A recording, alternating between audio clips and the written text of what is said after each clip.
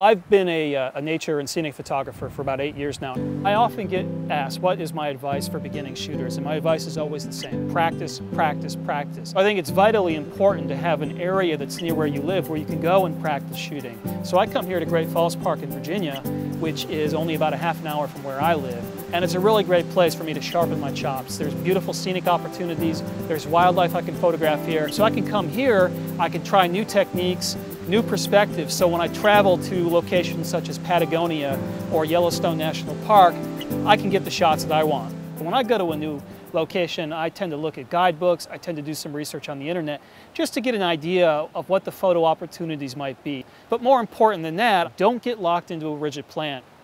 The most important advice I can give you about travel photography is just learn to go with the flow.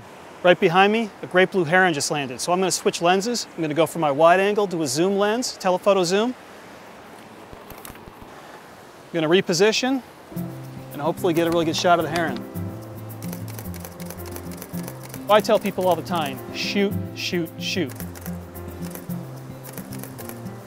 Whenever I'm in the field on location, I shoot as much as I can, all types of light, all types of subjects. You miss 100% of the shots you don't take.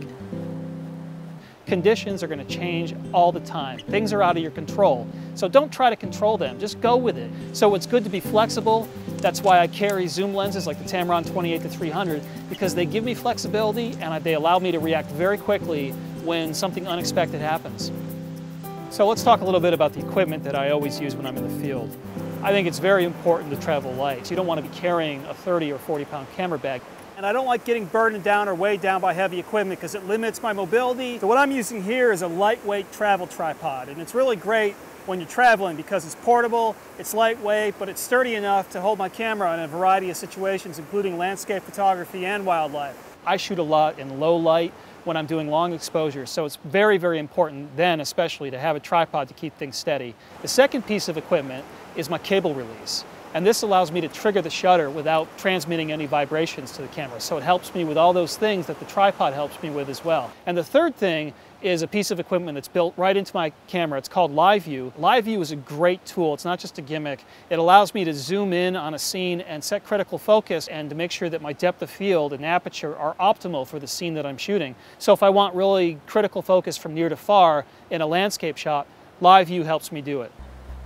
So because I shoot primarily scenic landscapes, I always shoot in Aperture Priority because that allows me to determine the amount of depth of field that I have in my scene. So I'm doing a lot of shots where I'm, for example, photographing flowers in the foreground and scenic mountains in the background. I want to make sure that I have a lot of sharpness from near to far, so I need to use apertures like f11 or f16. That's the most important thing I'm choosing.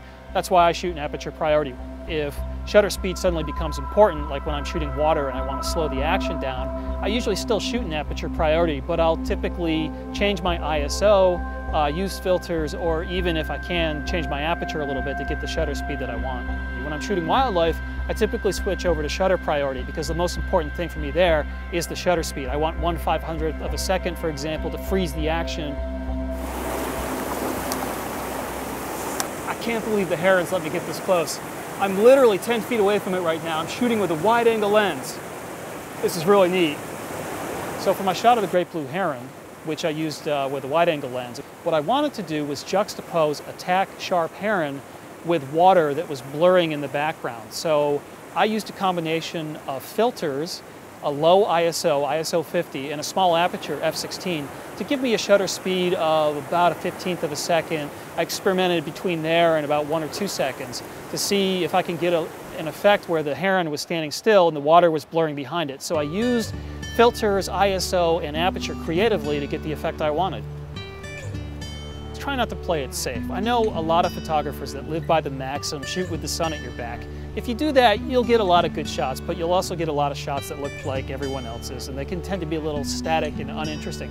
I prefer, on the other hand, to shoot into the light. I like working with backlit subjects. It's technically more demanding, but I think you'll find that artistically the results are a lot more pleasing, the results are more dramatic, and much more unique.